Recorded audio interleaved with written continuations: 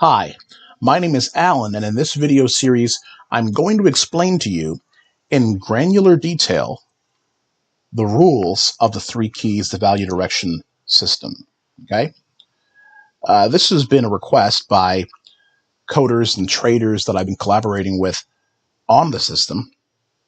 And typically, when you're trying to explain the minutia of a system through texts and messages on message boards, it can prove to be difficult to convey or understand the nuances of the system, such as exactly when and where to enter a trade, exactly when and where to exit a trade, how to manage a trade, what are the conditions and criteria upon which you evaluate the eligibility of a trade, things of that nature.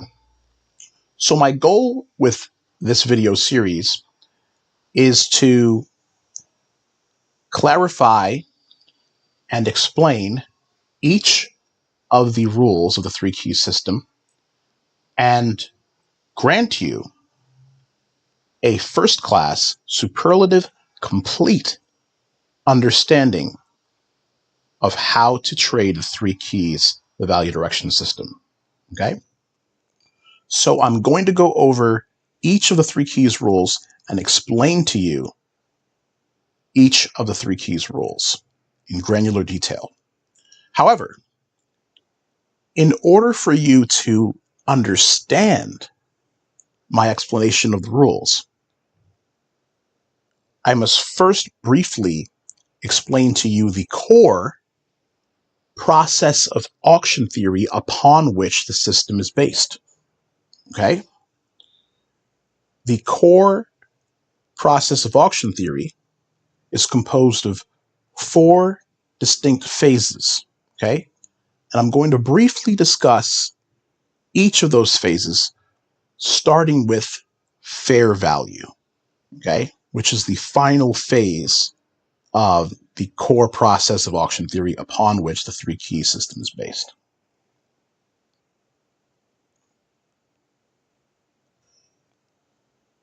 Okay. The system that I trade is based on a subfield of game theory called auction theory. Okay? Auction theory is based on the premise that fair value is what the market seeks. So what is fair value? Fair value is the price at which buyers and sellers agree. Okay? So the market seeks fair value, which is a price at which both buyers and sellers agree. The market seeks agreement between buyers and sellers at a price level. Okay? So we're focusing on the agreement between buyers and sellers at a price level, which is fair value. And that fair value is the final phase of the core process of auction theory. Okay? Fair value. Okay? So what are the preliminary phases that lead to the determination of fair value? Okay? What comes before fair value, or what determines fair value, is the shared perception of fair value between buyers and sellers. Okay? The perception of value. All right? The shared perception of value between buyers and sellers determines fair value. And that makes sense because if fair value is a price at which both buyers and sellers agree, in order for buyers and sellers to agree at a price, the buyers and sellers first must have a shared perception of that price. So in order for buyers and sellers to agree at a price, which makes the price fair value, the buyers and sellers must have a shared perception of value. Okay? And that shared perception of value is what determines fair value. All right? So the perception of value is the phase that determines the fair value phase. Okay?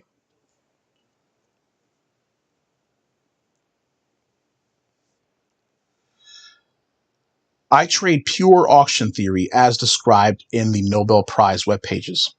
And the Nobel Prize web pages explains that auction theory states that information forms the perception of value, which determines value. Okay? The information is analyzed by the market, and the market forms interpretations of this information. These interpretations form the perception of value. Okay? So the interpretations phase is the phase that forms the perception of value phase, and the perception of value phase determines the fair value phase. Okay? Interpretations form the perception of value, and the perception of value determines fair value. Okay? And you can see right here, this is the core process of auction theory. All right? Interpretations phase forms the market sentiment phase, which forms the perception of value phase, which determines fair value. Okay? So interpretation, market sentiment, perception of value, and then finally value. Okay?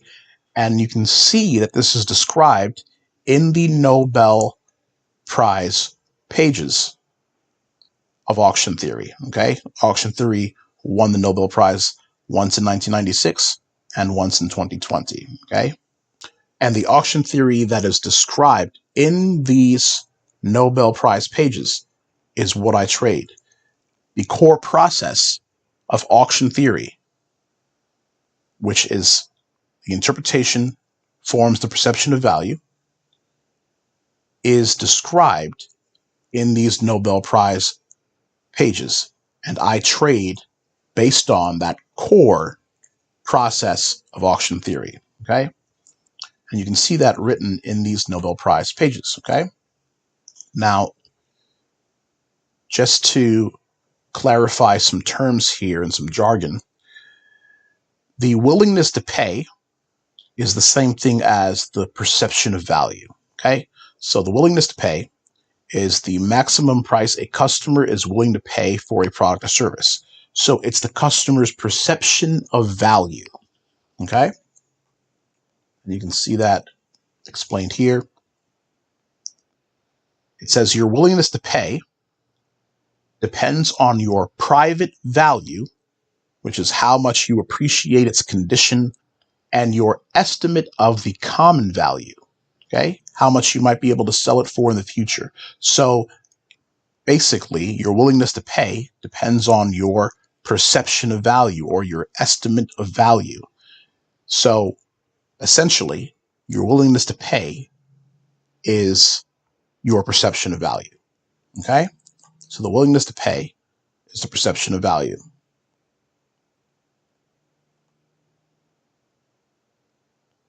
says here, fair value is the balance between what someone is willing to pay, which is the buyer's perception of value, and what price another person is willing to sell, which is the seller's perception of value.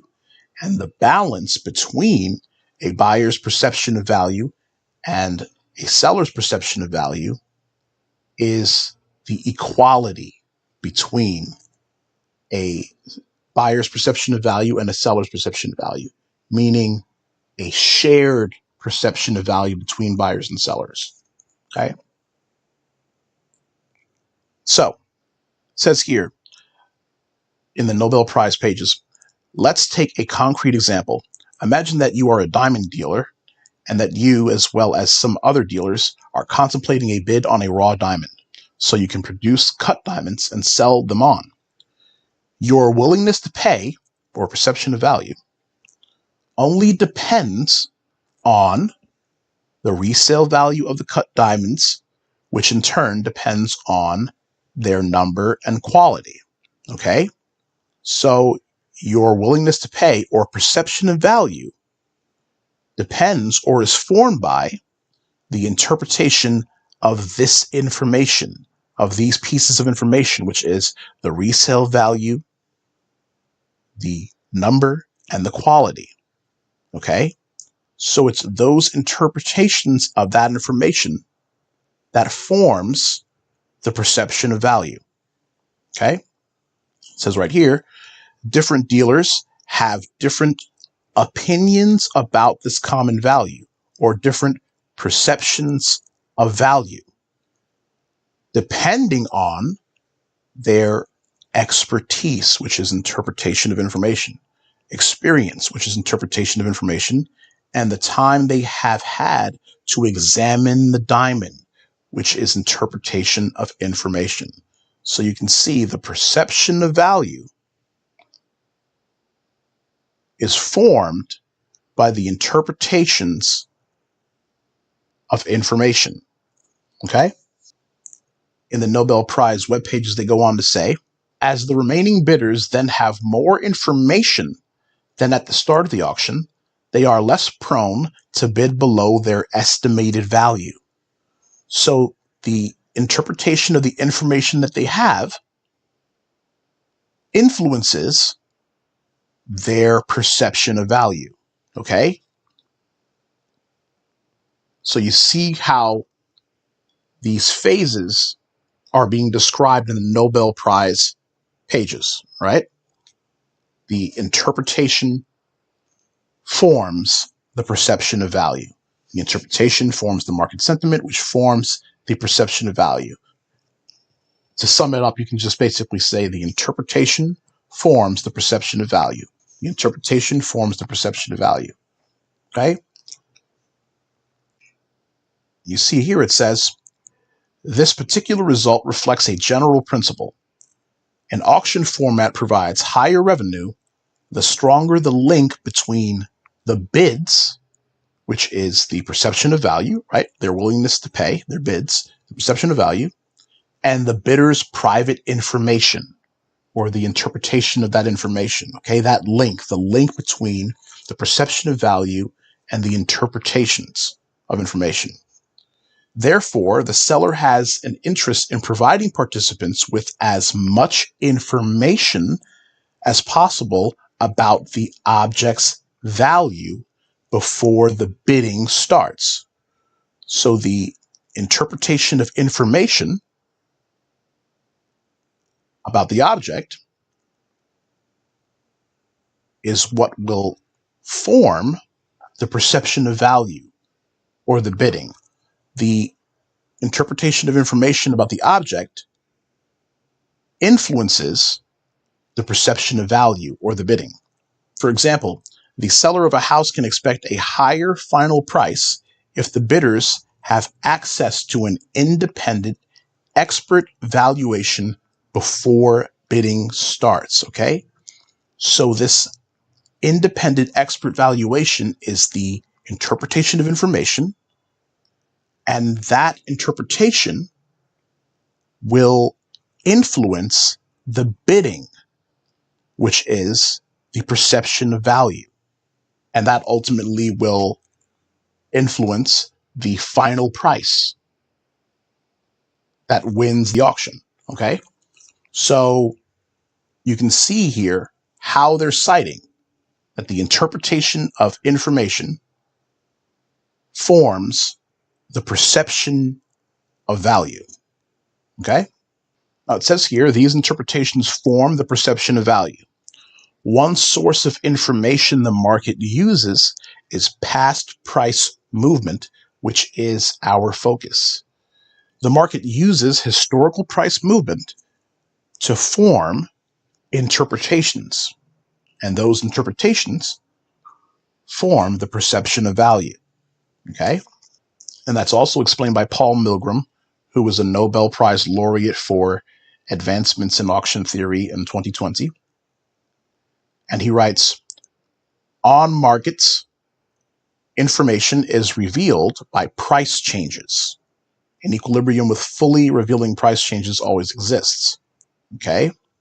So on markets, information is revealed by price changes. So price changes are information that the market can use to form interpretations. And Paul Milgram goes on to say here that it is also shown that the change in relative prices is a purely informational phenomenon, i.e. the change is independent of traders' endowments, preferences, and prior beliefs. Okay? And he says here, note that price changes are in fact commonly studied or interpreted by securities traders to guide their investment decisions or perception of value. Okay? So you see the interpretation of historical price movements can form the perception of value of the market. Okay? That is the core process of auction theory that we implement in the system. Okay? Whenever we're discussing a trade, whenever we're explaining a trade, whenever you're taking a trade, keep in the forefront of your mind this core process of auction theory, the interpretation of market developments or historical price movement forms the perception of value. And that perception of value determines fair value. Okay? So these interpretations form the perception of value. One source of information the market uses is past price movement, which is our focus. The interpretations I use that form the perception of value aren't my own interpretations of market structure. The interpretations I use that form the perception of value are derived from objective calculations called pivot levels, calculated using market structure of multiple timeframes. So each of the interpretations are based on the price information of a different time frame. The interpretation of each of the time frames forms the same market sentiment and the same perception of value, which is basically an accumulation of interpretations from different time frames into one interpretation. So in essence, pivot levels serve as the interpretation of market structure, and since pivots are objective calculations, the same pivots can be used by market movers. The same pivot levels are used by the larger market participants that move the markets, such as financial institutions. So these interpretations of price information from different time frames that form the same market sentiment and the same perception of value are shared interpretations amongst the big market participants that move the market, which is basically an accumulation of the big market participants' interpretations from different time frames into one interpretation. This is why this interpretation is a powerful interpretation that produces high accuracy, high probability trade setups. This interpretation forms the perception of value, which determines fair value, and I trade in the direction of this value. So again, those are the phases, the interpretations of market developments, which are the pivots, form the perception of value, and that perception of value determines fair value, and we trade in that direction of value. So keep that process in mind. That's the core process of auction theory. Keep that process in mind as I'm explaining the rules of the system, and the rules will make sense. The pivots serve as the interpretations of price movement, and those interpretations form the perception of value, and that perception of value determines fair value. Okay? And we trade in that value direction. Okay? So lastly, what we need to understand is, how does fair value indicate direction? Okay?